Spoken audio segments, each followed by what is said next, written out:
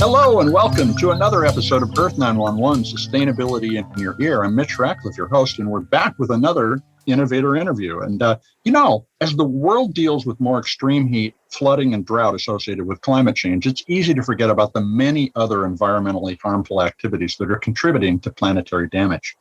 Mackenzie Feldman and Bridget Gustafson, our guests today, started Herbicide-Free Campus. It's a student organization that fights the use of glyphosate, the main ingredient in Monsanto's Roundup herbicide. They started Herbicide-Free Campus in 2017 when their volleyball team realized that the practice grounds where they worked out were being sprayed with Roundup on a daily basis or frequently. And they offered to weed the grounds in exchange for the UC Berkeley ground staff stopping the use of the herbicide near the practice area. That step led to a growing national movement that has stopped the use of glyphosate at college campuses and public school campuses around the country. It's an example of the power of small actions, and we're pleased to have Mackenzie and Bridget with us to talk about Herbicide-Free Campus today. And you should also check out the article that they wrote for Earth911. We'll include a link on the article that goes with this podcast. They explained the genesis of the organization and some of the key learnings that they bring to the advocacy efforts that they are doing. You can also learn about Herbicide-Free Campus at herbicide-freecampus.org. Welcome to the show, Mackenzie and Bridget. How are you today?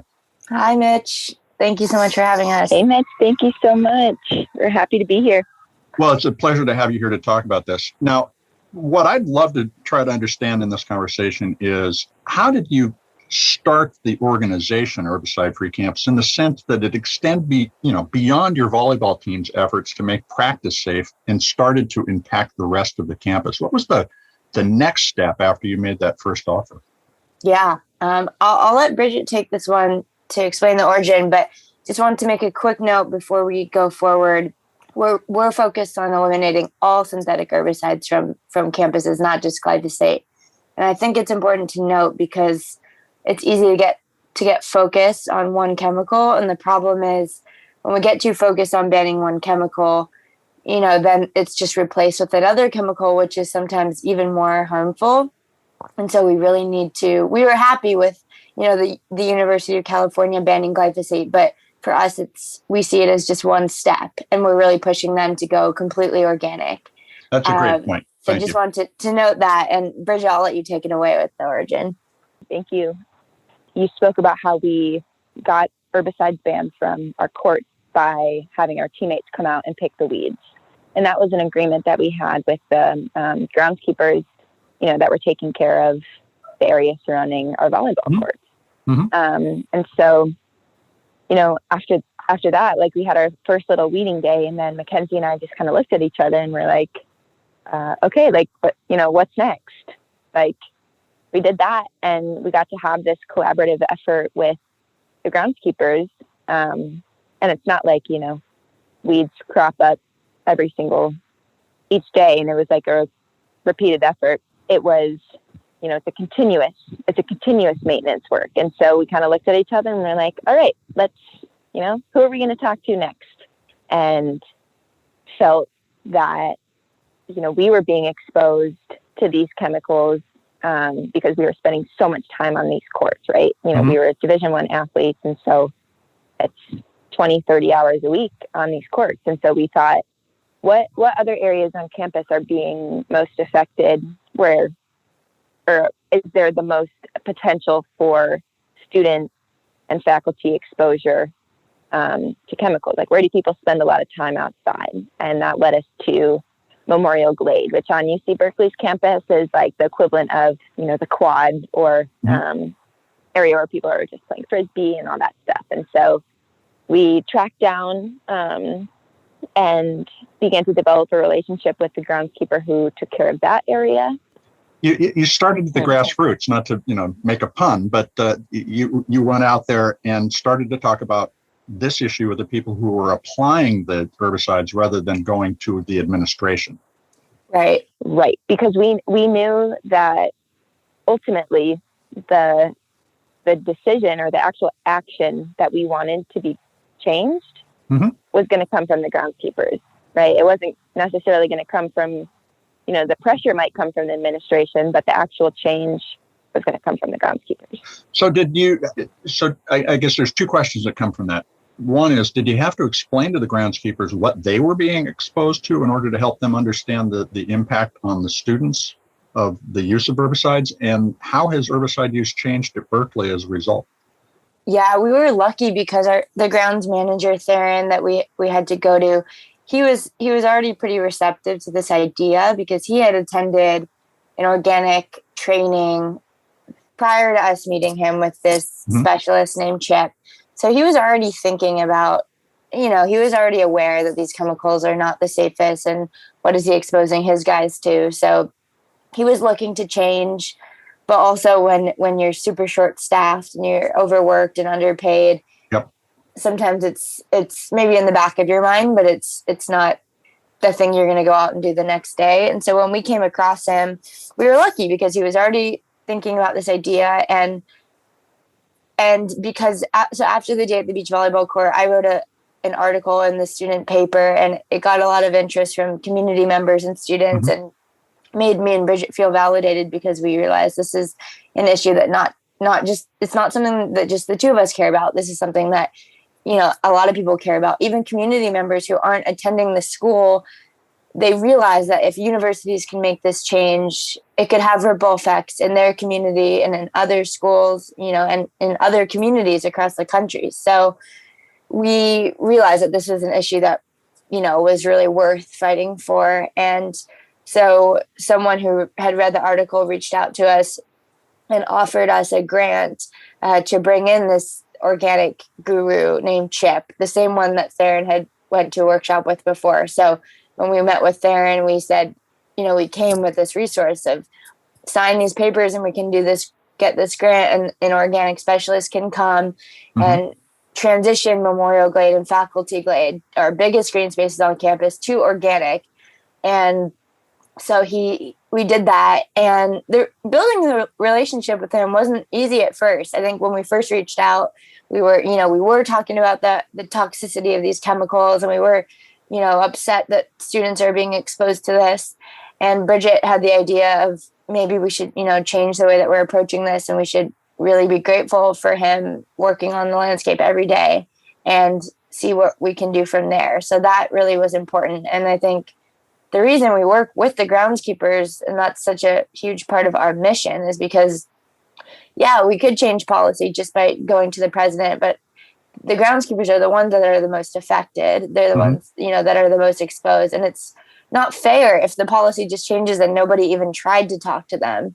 And then they're just doing more work. And it is more work. Now, after glyphosate was banned, Theron and his people, they do physical training now because they're having to bend over more, and they got foam rollers and they stretch before every day. So it's really cool, some of the things that came out of it, but it is more manual labor.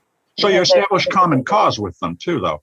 Yeah, we did. And so we got this grant, and these people, all of his crew was trained on these organic management practices like aeration and compost tea and overseeding and these holistic practices, because it really is not just a product swap. It's really about holistically changing your idea of how to manage things. And it's like changing your body, of not just, taking a medicine, but like really incorporating healthy habits into your life. And that's sort of the same way to look at landscape. And then we started planning weeding days with him and getting professors to give extra credit for students to come out and do weeding days. So we had these weeding days going on at the same time that this pilot project was going on.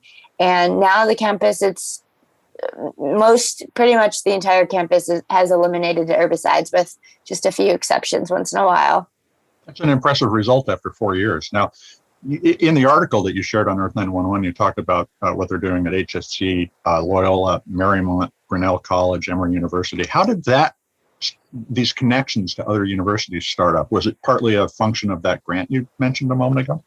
It really came, we didn't mention this in the article, the trial of Lee Johnson versus Monsanto. I don't know if you're familiar with that. The groundskeeper who sued because he developed Parkinson's, or non-Hodgkin's lymphoma, excuse me. Exactly. So that was going on in the summer of 2018. So I had graduated. Bridget was still at UC Berkeley because she's a few years younger. So she was leading the campaign there, and we really didn't have any plans to continue it, expand it rather past UC Berkeley. It was just Bridget was going to lead it and pass it down at that school.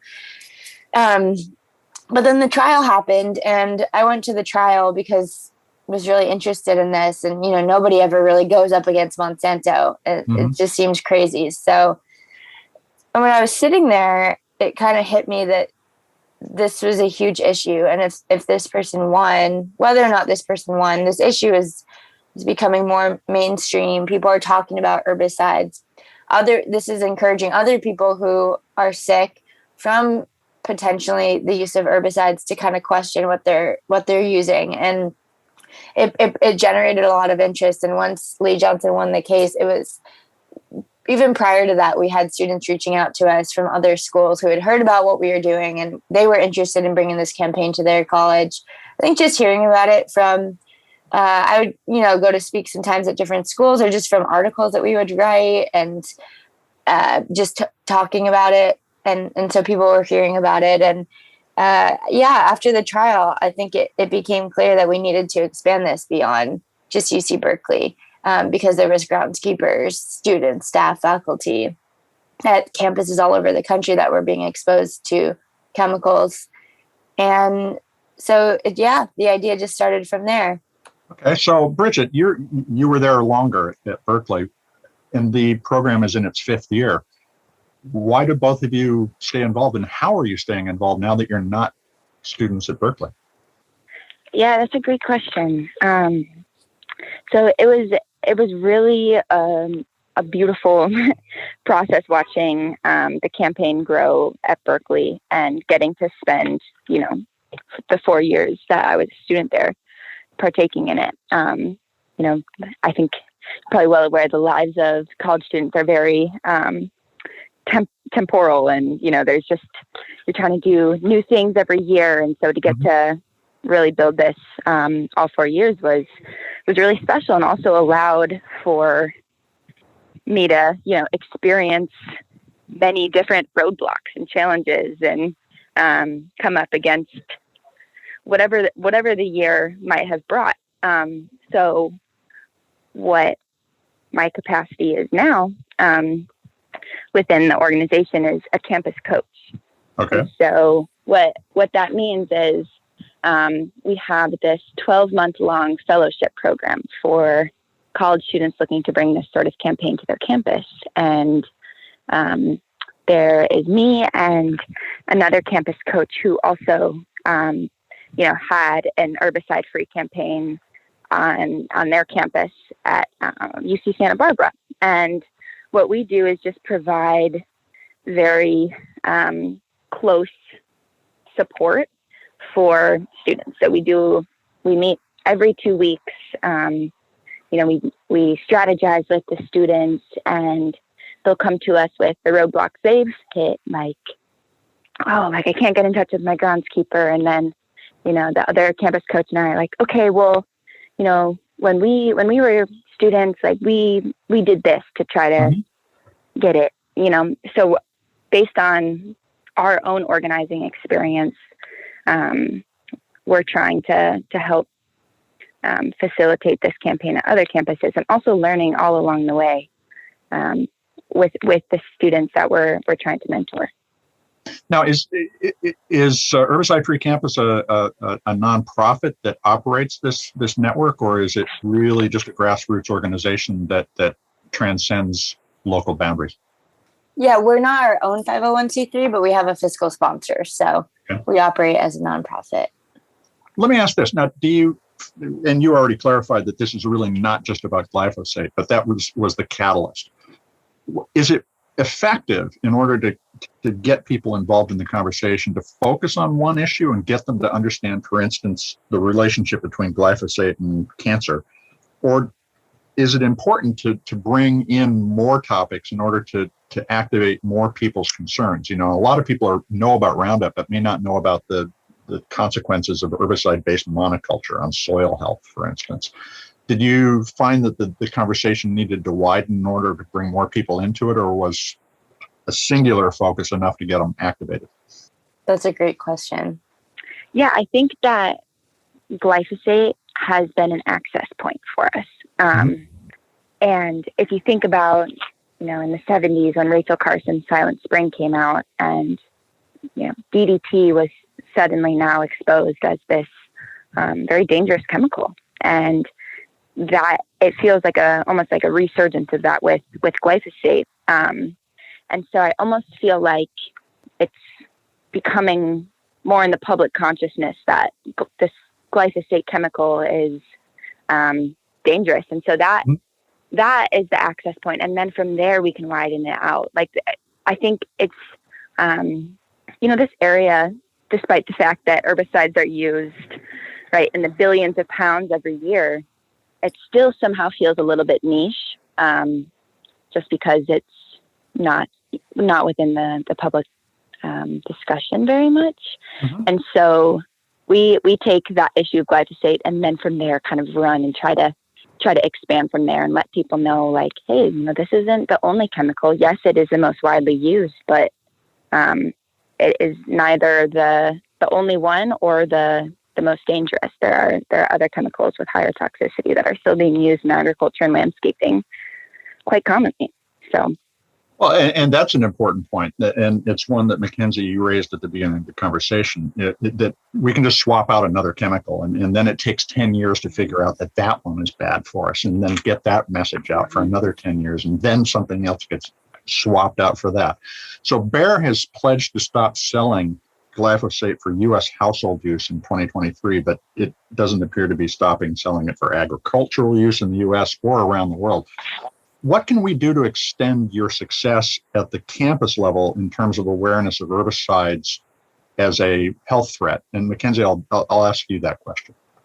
Yeah, I mean, we got to take it up to the EPA. And I know we just saw earlier, a few days ago that the EPA finally is banning chlorpyrifos. And that took a long time and a lot of research. And, unfortunately, we're not like Europe with the precautionary principle where the burden is on the companies to prove this chemical safe, right? It's like they're out on the market, and then we have to prove that they're dangerous in order to remove them. And I think there's a lot of science on chlorpyrifos, and I think one day the same will happen for glyphosate. But it's also a lot of farming policies. I mean, this really is also about changing the farm bill, because at this moment, like you mentioned, with monoculture, it's really hard for farmers to be farming large scale and, trying to do practices like no-till and all these things, and also not be expected to spray herbicides. And of course, we need to ban all of them for the sake of their health, for anybody who eats food, for the health of the planet. But I think it can't just be the toxins people working in silos going to the EPA without thinking about the farmers in mind. It has to be farmers themselves. It has to be, people who are knowledgeable about the farming system, and really working together to come up with practices and ways for farmers to benefit by slowly transitioning to regenerative organic agriculture, and being able to get rewarded for that and have this sort of grace period in that transition, because as we know, it is tough, and there are years of learning as you're transitioning away from the use of chemicals. Now, the problem is that we face an onslaught of new technologies and chemicals all the time. And of course, there are really active farming communities engaging in regenerative agriculture and so forth. But you're talking about a kind of an umbrella conversation that we need to be having about changing our entire lifestyle and thinking about the way that we produce our food, consume our food, and manage the waste from all the food as well. Because if that goes back in the ground, it is a much better outcome than if it ends up in a landfill. What resources and sites do you recommend our listeners take a look at in order to understand the herbicide issue, toxins in general, and to get information and, most importantly, connect with one another? And in your article, you mentioned non-toxic communities and Pesticide Action Network, for instance. Tell us about those. Yeah, I would say if you want more information on pesticides, you can come to our website, reach out to us. Mm-hmm. We can give you a toolkit on how to get involved in your own community, whether you're a student or a community member. So definitely come and talk to us.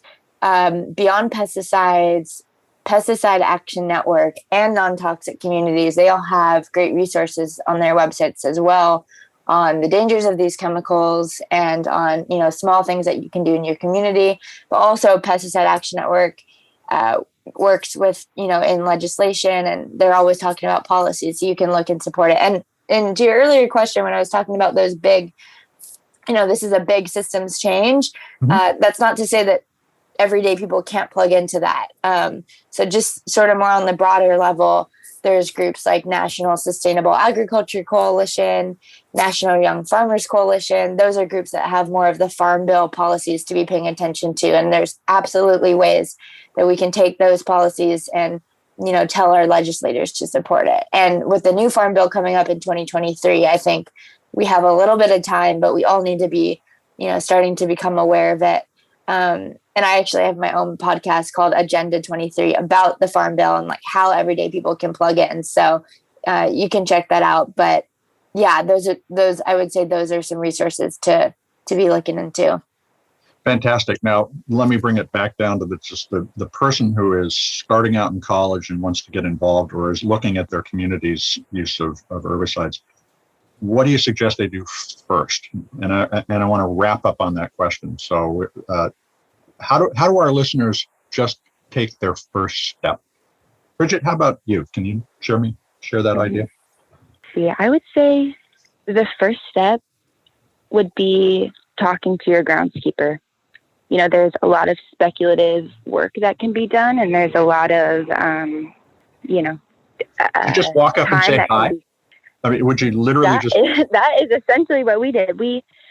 I would suggest the early morning because oftentimes groundskeepers are, that is the time slot of their work because it's a commonly held belief in higher education that when groundskeepers do their work, it could be distracting to the students. So you're just supposed to see like this pristine campus and not know who's behind the work. So either early morning or if you're trying to meet in person, or oftentimes the faculty management or facilities management or grounds team will have a space on your campus's website where you can go and contact them. And if you, on Herbicide-Free Campus on our website, or if you email us, we have email templates that we provide for all of our students, for your first introductory email. What kind of verbiage you want to use, you want to have a very friendly attitude. So we have email templates that we can send out to anybody interested and just begin the conversation, right? You have to know what is being sprayed and applied on your campus before you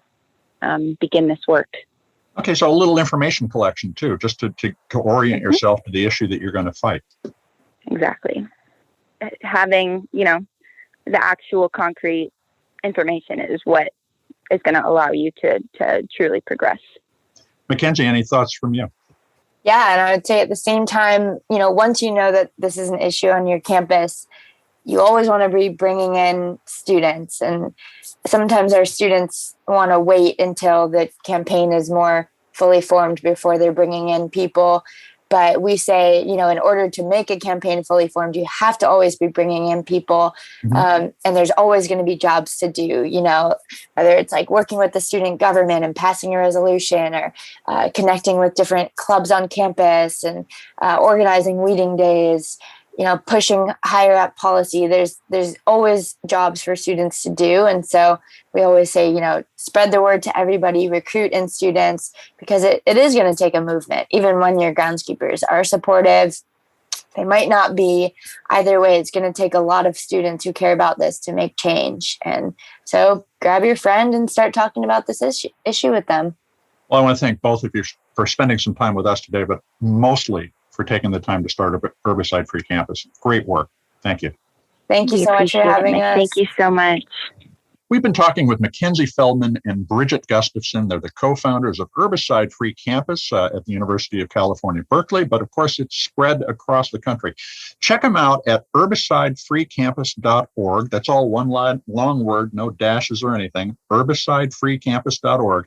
And of course, take a look at their article on Earth911. It's called Herbicide-Free Campus, the student-led environmental advocacy movement. We'll be back with another innovator interview soon. But in the meantime, let me ask you to take a few minutes to share this podcast with your friends, particularly if you have friends who are starting out in college. Get this idea out. Let's activate this grassroots movement to prevent the use of herbicides, and particularly glyphosate, which is a terribly dangerous material, at our campuses across the country, including our high schools and elementary schools. This is an important issue. We'll be back with another episode soon. I'm Mitch Ratcliffe, your host. This is Earth911 Sustainability in Your Ear. Have a green day. And folks, take care of yourself, take care of one another, and let's all take care of this beautiful planet of ours. We'll see you soon.